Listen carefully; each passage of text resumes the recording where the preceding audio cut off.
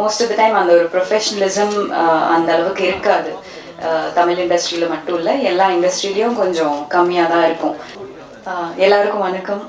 எப்போவுமே இங்கே வரும்போது I would like to thank all the media professionals here. என்னோட படங்கள் இது வரைக்கும் ரொம்ப சப்போர்ட் பண்ணியிருக்கீங்க. அதே ஒரு சப்போர்ட் எக்ஸ்பெக்ட் பண்ணுறேன் அதர்ஸ் என்கிற ப்ராஜெக்ட். உங்களுக்கே தெரியும், எனக்கு independent film makers, debut directors, debut actors அவங்க கூடலாம் நடிக்கிறதுக்கு எனக்கு to be a part of such projects இந்த மாதிரி ஒரு ஹெசிடேஷனும் நான் யூஸ்வலி காமிக்க மாட்டேன். பிகாஸ் நானுமே personally with no link to the industry வந்தேன். ஸோ ஒரு டைரக்டர், அதுவுமே ஒரு டெபியூ டைரக்டர் என்னை நம்பி ஒரு கேரக்டர் கொடுத்தாரு. அது என்னோட லைஃபே மாறிடுச்சு அதுக்கப்புறம். So I always believe that நிறைய பொட்டென்ஷியல் அண்ட் டேலண்ட் இருக்கிற ஃபிலிம் மேக்கர்ஸ் அண்ட் ஆக்டர்ஸ் இருக்காங்க. So to be able to be a part of this project, first of all grand பிக்சர்ஸ்க்கு ஒரு பெரிய நன்றி சொல்லணும். Murali sir and the whole team ஃபர்ஸ்ட்லேருந்தே ரொம்ப ப்ரொஃபஷ்னலாக அப்ரோச் பண்ணாங்க. ஐ திங்க் அது ரொம்ப எனக்கு ஒரு கிராட்டிடியூட் ஃபீல் ஆகும். Because most of the time அந்த ஒரு ப்ரொஃபஷ்னலிசம் அந்த அளவுக்கு இருக்காது. தமிழ் இண்டஸ்ட்ரியில் மட்டும் இல்லை, எல்லா இண்டஸ்ட்ரியிலையும் கொஞ்சம் கம்மியாக தான் இருக்கும். பட் இந்த ப்ரொடக்ஷன் ஹவுஸ் எனக்கு தெரிஞ்ச வரைக்கும் ரொம்ப I hate no issues with it. எல்லாமே ரொம்ப ஸ்மூத்தாக நடந்தது. ஸோ டு தி இண்டஸ்ட்ரியே ஒரு ரொம்ப ப்ராமிசிங்கான ஒரு புது ப்ரொடக்ஷன் ஹவுஸ்க்கு ஒரு பிக் கங்க்ராச்சுலேஷன்ஸ். அபின் சார் என்னை ஹாஸ்பிட்டல்லையே நிற்கும்போது இந்த கதையை என்கிட்ட நரேட் பண்ணார் ஃபோனில்.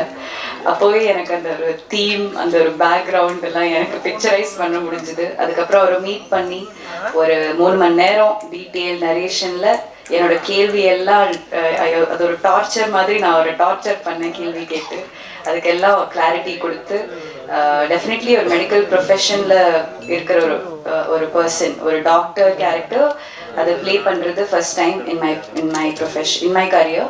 ஸோ அந்த ஒரு ரெஸ்பான்சிபிலிட்டி ரொம்ப சீரியஸாக எடுத்து நான் எனக்கு பண்ண முடிஞ்சதெல்லாம் அந்த ஒரு பிலீவபிலிட்டி கொண்டு வரதுக்காக நான் ட்ரை பண்ணியிருக்கேன். November 7th நீங்கள்லாம் பார்த்து சொல்லணும். And this is marking the beginning of Aditya Madhavan, the new hero to our industry. It was a pleasure to work with him because எப்பவுமே அந்த ஒரு டேலண்ட் இருக்கிற ஒரு ஆள், அந்த ஒரு எக்ஸ்பீரியன்ஸ்லாம் இல்லாத இருக்கிற மாதிரி எனக்கு ஃபீல் ஆகலை. டெஃபினெட்லி நான் ஒரு நியூ கமராக இருக்கும்போது கூட சில பேர் நம்மளை அந்த அளவுக்கு கொஞ்சம் கம்ஃபர்ட் ஆக்கும்போது நம்மளுக்கு you will always remember them. எனக்கு தெரிஞ்சு during my first or second year சில பேர் இருந்தாங்க to be patient and all of that. ஆனால் இவருக்கு அதோடலாம் தேவையே இல்லை. Because he was very professional and ரொம்ப சீசன்ட் ஆக்டர் மாதிரியே பிஹேவ் பண்ணாரு. So I think he has a long way to go and I am very happy for you Aditya. And Ghibran sir கூட என்னோட செகண்ட் ப்ராஜெக்ட் போட்டுக்கு அப்புறம். So as always he has brought magic to it. அந்த எல்லாத்துலேயுமே ஒரு magic கொண்டு வராரு. So I am also excited to watch the film. Aravind Singh ஓட கேமரா ஒர்க் செட்டிலேயே இவர் இருந்ததுனால தான் ரொம்ப ஃபன்னாக போச்சு. பர்சனலி பிகாஸ் அவர் க்ரூ டெக்னீஷியன்ஸ் கிட்டலாம் டென்ஷன் ஆகும்போது எனக்கு ரொம்ப ஃபன்னியாக தான் தோணும். அவர் கோவப்படுறதுலேயே ஒரு காமெடி மாதிரி இருந்தது. So I think he made every day on set more enjoyable. So all in all it's a great project. இப்போ ப்ரமோஷன்ஸ், இப்போ படம் கிரியேட் பண்ணுறதை விட அது ஆடியன்ஸ் வரைக்கும் ரீச் ஆகுறது தான் ஒரு பெரிய சேலஞ்ச். ஸோ அதுக்கு we need much needed guidance. அது Aravind from our social media strategist, as a director himself, அந்த அளவுக்கு knowledge and experience share பண்றாரு எங்ககிட்ட.